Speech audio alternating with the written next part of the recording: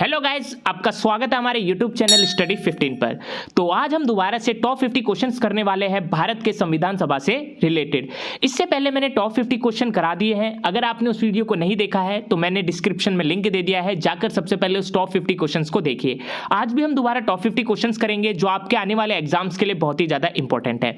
तो देरी ना करते हुए चलिए शुरुआत करते हैं आज के पहले क्वेश्चन के साथ। तो आज का पहला क्वेश्चन है, जिस संविधान सभा द्वारा भारत के संविधान का अधिनियमन किया गया था उसके सदस्य कौन थे? संविधान सभा द्वारा भारत के संविधान का अधिनियमन करने के दौरान जो सदस्य थे वो कौन थे? तो वो सदस्य थे विभिन्न प्रांतों की विधानसभाओं द्वारा निर्वाचित सदस्य। तो जो इसका सही आंसर है वो है आंसर नंबर बी। आज का अगला प्रश्न, भारत के संविधान को अंगीकृत करने के लिए कौन सी कार्य प्रणाली अपनाई गई थी? बहुत ही ज्यादा इंपॉर्टेंट क्वेश्चन है कि जब भारतीय संविधान को अंगीकृत करना था तो उसके लिए कौन सी कार्य प्रणाली अपनाई गई थी? तो भारत के संविधान को अंगीकृत करने के लिए जो संविधान सभा के अध्यक्ष थे और उनके जो सदस्य थे उनके हस्ताक्षर बहुत जरूरी थे। तो इन दोनों के हस्ताक्षर करने के बाद ही संविधान को हमारे अंगीकृत किया गया था। तो जो इसका सही आंसर है वो है आंसर नंबर डी की संविधान सभा के जो अध्यक्ष थे और उनके सदस्य थे उनके हस्ताक्षर के बाद ही इसे अंगीकृत किया गया था। आज का अगला प्रश्न, संविधान सभा ने भारत के संविधान को कब अंगीकृत किया? बहुत ही ज्यादा इंपॉर्टेंट क्वेश्चन है एग्जाम पॉइंट ऑफ व्यू से। जो संविधान सभा थी उसने भारत के संविधान को कब अंगीकृत किया था? तो संविधान सभा को अंगीकृत करने की जो डेट थी वो थी 26 नवंबर 1949। तो जो इसका सही आंसर है वो है आंसर नंबर ए। आज का अगला प्रश्न, हमारे संवैधानिक इतिहास में 26 नवंबर 1949 एक महत्वपूर्ण दिन है क्योंकि? तो अभी हमने बताया था कि जो संविधान सभा थी उसने संविधान को कब अंगीकृत किया था? तो संविधान को जो अंगीकृत किया था वो किया था 26 नवंबर 1949।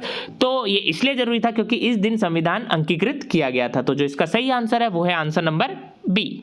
आज का अगला प्रश्न, भारत का संविधान कब लागू हुआ था? तो भारत का जो संविधान था वो लागू हुआ था 26 जनवरी 1950 को। तो जो इसका सही आंसर है वो है आंसर नंबर डी। और कब अंगीकृत किया गया था? अंगीकृत किया गया था 26 नवंबर 1949।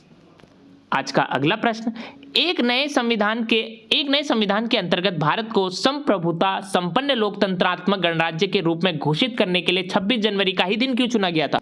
बहुत ही ज्यादा इंपॉर्टेंट क्वेश्चन है कि जो हमारा संविधान को अगर हमें लागू करना था तो हमने 26 जनवरी का दिन ही क्यों चुना था? 26 जनवरी का दिन इसलिए चुना गया था क्योंकि इसी दिन 1930 में कांग्रेस ने देश में स्वतंत्रता दिवस मनाया था।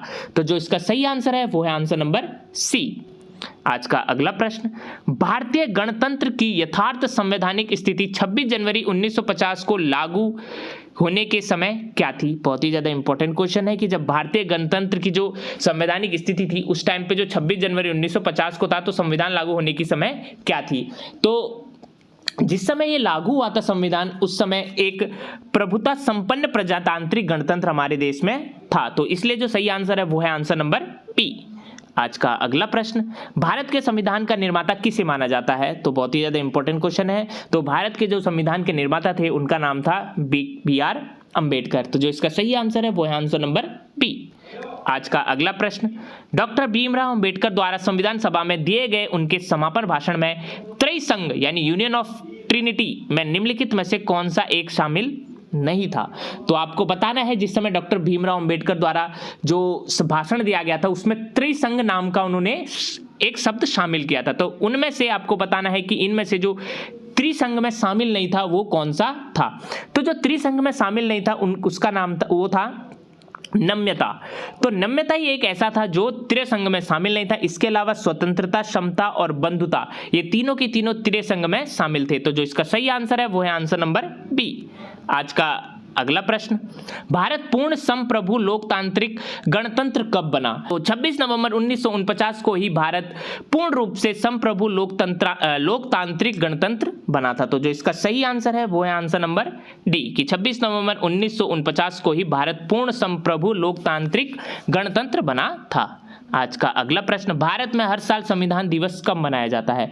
तो भारत में जो हर साल है संविधान दिवस वो 26 नवंबर को बनाया जाता है क्योंकि इसी दिन हमारा जो संविधान था वो अंगीकृत किया गया था। तो जो इसका सही आंसर है वो है आंसर नंबर टी। आज का अगला प्रश्न, भारत के संविधान का गठन किनके द्वारा किया गया था? बहुत ही ज्यादा इंपॉर्टेंट क्वेश्चन है एग्जाम पॉइंट ऑफ व्यू से कि जो भारत का संविधान था वो किनके द्वारा गठित किया गया था? तो भारत का जो संविधान था वो विधानसभाओं द्वारा गठित किया गया था। तो जो इसका सही आंसर है वो है आंसर नंबर बी। आज का अगला प्रश्न, भारतीय संविधान कितने शब्दों का बना है? बहुत ही ज्यादा इंपॉर्टेंट क्वेश्चन है एग्जाम पॉइंट ऑफ व्यू से कि जो भारतीय संविधान था वो कितने शब्दों का बना है। भारतीय संविधान में शब्दों की संख्या है 80,000। तो जो इसका सही आंसर है वो है आंसर नंबर सी। आज का अगला प्रश्न, भारत का मूल संविधान कहां से प्रकाशित किया गया था? बहुत ही ज्यादा इंपॉर्टेंट क्वेश्चन है एग्जाम पॉइंट ऑफ व्यू के कि जो भारत का मूल संविधान था वो कहां से प्रकाशित किया गया था। तो जो भारत का मूल संविधान है वो प्रकाशित किया गया था देहरादून से, और देहरादून किसकी राजधानी है? तो देहरादून है उत्तराखंड की। तो जो इसका सही आंसर है वो है आंसर नंबर टी। आज का अगला प्रश्न, मसौदा आयोग ने भारतीय संविधान को किस भाषा में लिखा था? यह भी बहुत ज्यादा इंपॉर्टेंट क्वेश्चन है कि जो मसौदा आयोग था उसने भारतीय संविधान को किस भाषा में लिखा था? तो भारतीय संविधान को लिखा गया था अंग्रेजी और हिंदी भाषा में। तो जो इसका सही आंसर है वो है आंसर नंबर ए। आज का अगला प्रश्न, निम्नलिखित में से संविधान मसौदे समिति के अध्यक्ष कौन थे? बहुत ही ज्यादा इंपॉर्टेंट क्वेश्चन है। इससे अभी ऊपर हमने एक क्वेश्चन पढ़ा था, जो मसौदा आयोग था उसमें भारतीय संविधान को अंग्रेजी और हिंदी भाषा में लिखा गया था। तो जो ये संविधान मसौदा समिति थी उसके जो अध्यक्ष थे वो कौन थे? तो संविधान मसौदे समिति के जो अध्यक्ष थे वो थे डॉक्टर भीमराव अंबेडकर। तो जो इसका सही आंसर है वो है आंसर नंबर सी।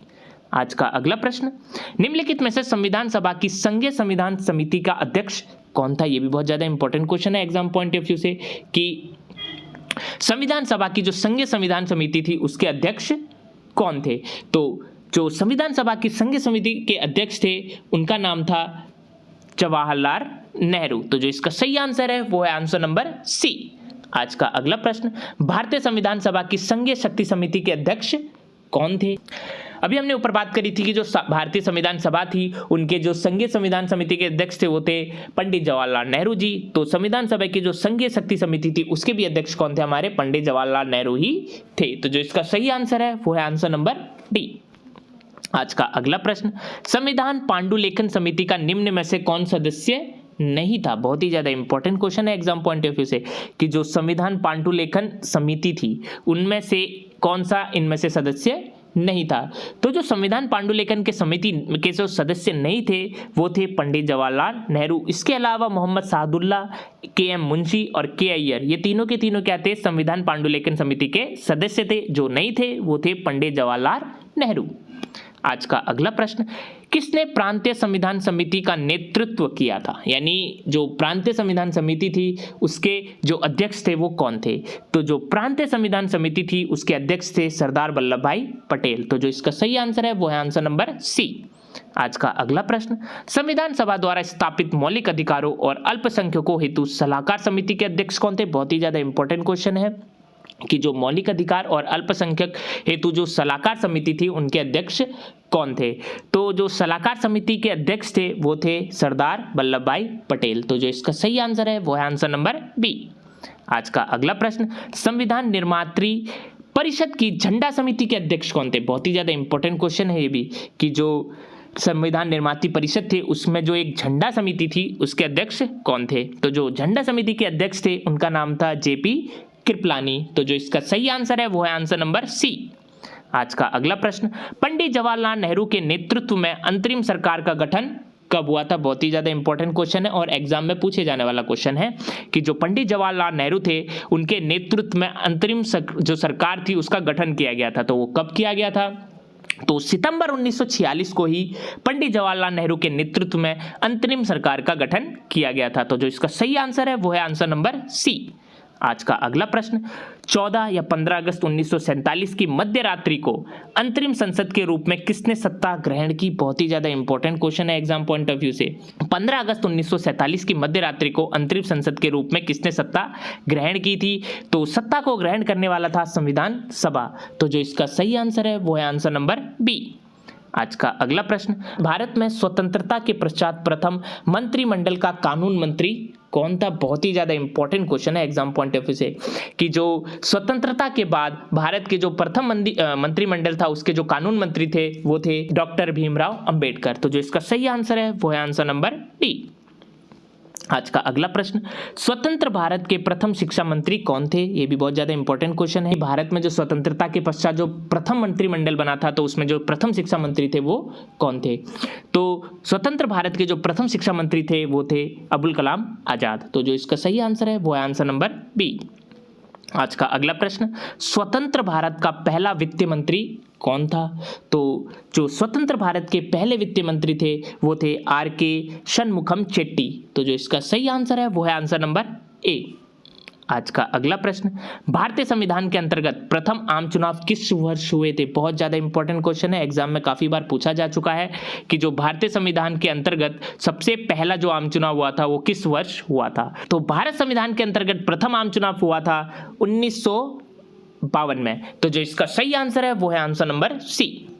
आज का अगला प्रश्न, भारतीय राष्ट्रीय ध्वज कब अपनाया गया था? बहुत ही ज्यादा इंपॉर्टेंट क्वेश्चन है एग्जाम पॉइंट ऑफ व्यू से कि जो हमारा भारतीय राष्ट्रीय ध्वज है वो कब अपनाया गया था? तो भारतीय राष्ट्रीय ध्वज को अपनाया गया था 22 जुलाई 1947 को। तो जो इसका सही आंसर है वो है आंसर नंबर सी। आज का अगला प्रश्न, राष्ट्रीय ध्वज की लंबाई और ऊंचाई का अनुपात क्या होना चाहिए? तो जो हमारा राष्ट्रीय ध्वज है उसकी जो लंबाई और ऊंचाई है उसका जो अनुपात होना चाहिए वो होना चाहिए 3:2। तो जो इसका सही आंसर है वो है आंसर नंबर सी। आज का अगला प्रश्न, भारत के राष्ट्रीय ध्वज में बने अशोक चक्र में तिल्लियों की संख्या कितनी है? तो भारत का जो राष्ट्रीय ध्वज है उसमें जो बीच में अशोक चक्र है उसमें तिल्लियों की संख्या है 24। तो जो इसका सही आंसर है वो है आंसर नंबर सी। आज का अगला प्रश्न, हमारे राष्ट्रीय ध्वज में स्थित चक्र किस बात का प्रतिनिधित्व करता है? बहुत ही ज्यादा इंपॉर्टेंट क्वेश्चन है कि जो हमारा राष्ट्रीय ध्वज है उसमें जो एक बीच में अशोक चक्र है वो किस बात का प्रतिनिधित्व करता है? तो हमारे राष्ट्रीय ध्वज में जो स्थित चक्र है वो करता है सत्य का प्रतिनिधित्व। तो जो इसका सही आंसर है वो है आंसर नंबर बी। आज का अगला प्रश्न, निम्न में से कौन भारत के राष्ट्रीय ध्वज का डिजाइनर था? बहुत ही ज्यादा इंपॉर्टेंट क्वेश्चन है कि जो हमारा राष्ट्रीय ध्वज था उसको डिजाइन किसने किया था? तो जो राष्ट्रीय ध्वज था उसको डिजाइन किया गया था पिंगली वेंकई ने। तो जो इसका सही आंसर है वो है आंसर नंबर बी। आज का अगला प्रश्न, भारत का राष्ट्रीय प्रतीक में जो स्थित मौर्य स्तंभ है वो कहां से लिया गया है? बहुत ही ज्यादा इंपॉर्टेंट क्वेश्चन है ये भी कि जो भारत का राष्ट्रीय प्रतीक है उसमें जो मौर्य स्तंभ है वो कहां से लिया गया है? तो जो भारतीय का राष्ट्र प्रतीक है उसमें जो मौर्य स्तंभ है वो लिया गया है सारनाथ से। तो जो इसका सही आंसर है वो है आंसर नंबर सी। आज का अगला प्रश्न, राष्ट्रीय गान को विधानसभा या संविधान सभा द्वारा हिंदी संस्करण में कब अपनाया गया था? तो बहुत ही ज्यादा इंपॉर्टेंट क्वेश्चन है ये भी एग्जाम पॉइंट ऑफ व्यू से कि जो हमारा राष्ट्रीय गान था उसको जो हमारी विधानसभा थी या संविधान सभा थी उसको हिंदी संस्करण में कब अपनाया गया था? तो सबसे पहले जो राष्ट्रीय गान था वो बांग्ला भाषा में लिखा गया था। तो हिंदी संस्करण में कब लिया गया था इसको? हिंदी संस्करण में इसको अपनाया गया था 24 जनवरी 1950 को। तो जो इसका सही आंसर है वो है आंसर नंबर सी। आज का अगला प्रश्न, हमारा राष्ट्रीय गान जन गण मन किस भाषा से अपनाया गया है? तो अभी हमने बात करी थी कि जो राष्ट्रीय गान है जन गण मन वो बांग्ला भाषा में लिखा गया था। तो जो इसका सही आंसर है वो है आंसर नंबर बी। आज का अगला प्रश्न, हमारा राष्ट्रीय गान पहली बार कब और कहां गाया गया था? बहुत ज्यादा इंपॉर्टेंट क्वेश्चन है एग्जाम पॉइंट ऑफ व्यू से कि जो हमारा राष्ट्रीय गान है जन गण मन वो पहली बार कब और कहां गाया गया था? तो हमारा जो राष्ट्रीय गान है वो पहली बार गाया गया था 27 दिसंबर 1911 में कोलकाता में। तो जो इसका सही आंसर है वो है आंसर नंबर डी। और जो हमारा राष्ट्रीय गान है उसको किसके द्वारा लिखा गया था? तो जो हमारा राष्ट्रीय गान है उसको रविंद्रनाथ टैगोर द्वारा लिखा गया था। तो आज का अगला प्रश्न, भारतीय राष्ट्रीय गान के पूर्ण संस्करण के गायन की अनुमानित समय विधि क्या है? यानी आपको इसमें बताना है कि जो हमारे भारत का राष्ट्रीय गान है जन गण मन अगर उसको हम पूरा गाएंगे तो अनुमानित कितना समय उसमें लगेगा? राष्ट्रीय गान के पूर्ण संस्करण के गायन के लिए जो समय अवधि है वो है 52 सेकेंड। तो जो इसका सही आंसर है वो है आंसर नंबर ए। आज का अगला प्रश्न, किसने कहा था संविधान सभा कांग्रेस थी और कांग्रेस ही भारत था? बहुत ही ज़्यादा इंपॉर्टेंट क्वेश्चन है एग्जाम पॉइंट ऑफ व्यू से कि यह कथन किसके द्वारा कहा गया था कि जो संविधान सभा है वो कांग्रेस थी और कांग्रेस ही भारत था? तो ये जो कथन है वो कहा गया था ऑस्टिन के द्वारा। तो जो इसका सही आंसर है वो है आंसर नंबर ए। आज का अगला प्रश्न, भारतीय संविधान के विषय में निम्नलिखित कथन निम्न में से किसका है? कि जो भारतीय संविधान है वो अधिक कठोर तथा अधिक लचीले के मध्य एक अच्छा संतुलन स्थापित करता है। तो इसमें हमें यह बताना है कि जो भारतीय संविधान के विषय में जो एक कथन है ये किसके द्वारा कहा गया था? तो ये जो कथन है वो कहा गया था केसी विहियर द्वारा। तो जो इसका सही आंसर है वो है आंसर नंबर डी। इन्हीं के द्वारा कहा गया था कि जो भारतीय संविधान है वो अधिक कठोर तथा अधिक लचीले के मध्य एक अच्छा संतुलन स्थापित करता है। आज का अगला प्रश्न, संविधान सभा में ये किसने कहा था कि सरकारी नीति के निदेशक सिद्धांत किसी बैंक में देय उस चेक की तरह है जिसका भुगतान बैंक अपनी सुविधा अनुसार करता है। बहुत ही ज़्यादा इंपॉर्टेंट क्वेश्चन है ये कथन बहुत बार एग्जाम में पूछा जा चुका है।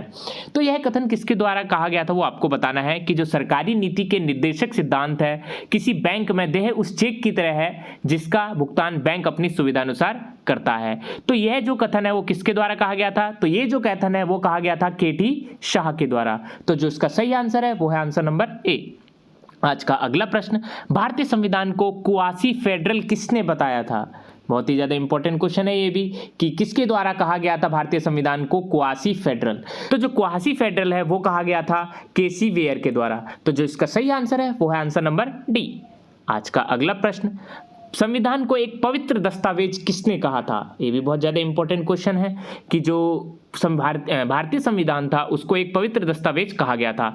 तो एक पवित्र दस्तावेज किसके द्वारा कहा गया था? तो ये जो पवित्र दस्तावेज है संविधान को कहा गया था डॉक्टर भीमराव अंबेडकर द्वारा। तो जो इसका सही आंसर है वो है आंसर नंबर ए। आज का अगला प्रश्न, भारतीय संविधान के वृहद होने के कारण यानी इतना बड़ा होने का क्या कारण है? तो इसका बड़े होने का कारण है कि इसमें संघ तथा राज्य सरकारों का संविधान है। तो जो इसका सही आंसर है वो है आंसर नंबर डी। आज का अगला प्रश्न, निम्नलिखित कथनों में से कौन सा सही नहीं है आपको इनमें से बताना है। इसमें 4 कथन दे रखे हैं, आपको बताना है कि इनमें से कौन सा सही नहीं है। तो जो इसमें कथन सही नहीं है वो है कि जो संविधान के अंतर्गत मूल अधिकारों का संरक्षक है वो भारत का राष्ट्रपति है। यह कथन गलत है क्योंकि संविधान के अंतर्गत जो मूल अधिकार है उनका जो संरक्षक है वो हमारा संविधान है। तो जो इसका सही आंसर है वो है आंसर नंबर डी। इसके अलावा जो ऊपर कथन दे रखे कि जो के.एम. मुंशी है संविधान का प्रारूप बनाने वाली समिति के एक सदस्य थे, एकदम सही है। संविधान सभा द्वारा भारतीय संविधान स्वीकार किया गया था, ये भी एकदम सही है। बलवंत राय समिति रिपोर्ट 1957 द्वारा पंचायती राज की संस्तुति की गई थी, ये भी सही है। तो इसमें से जो गलत कथन है वो है कि संविधान के अंतर्गत मूल अधिकारों का जो संरक्षक है वो भारत का राष्ट्रपति है। आज का अगला प्रश्न और अंतिम प्रश्न कि निम्नलिखित में से कौन सा एक सही है। आपको इसमें से बताना है कि जो ये कथन है इनमें से कौन सा कथन सही है। तो इनमें से जो कथन सही है वो है कि भारतीय संविधान में मूल अधिकारों को शामिल करने के लिए नेहरू रिपोर्ट ने समर्थन किया था। तो ये जो कथन है एकदम सही है। तो इसका जो सही आंसर है वो है आंसर नंबर ए। इसके अलावा जो आगे कथन दे रखे हैं वो सारे के सारे गलत हैं। तो ये थे आज के टॉप 50 क्वेश्चंस जो आपके आने वाले एग्जाम्स के लिए बहुत ज़्यादा इंपॉर्टेंट है। तो अगर आपको ये सारी वीडियो अच्छी लगती है तो कृपया करके हमारे चैनल को सब्सक्राइब करिए और लाइक के बटन को दबाइए।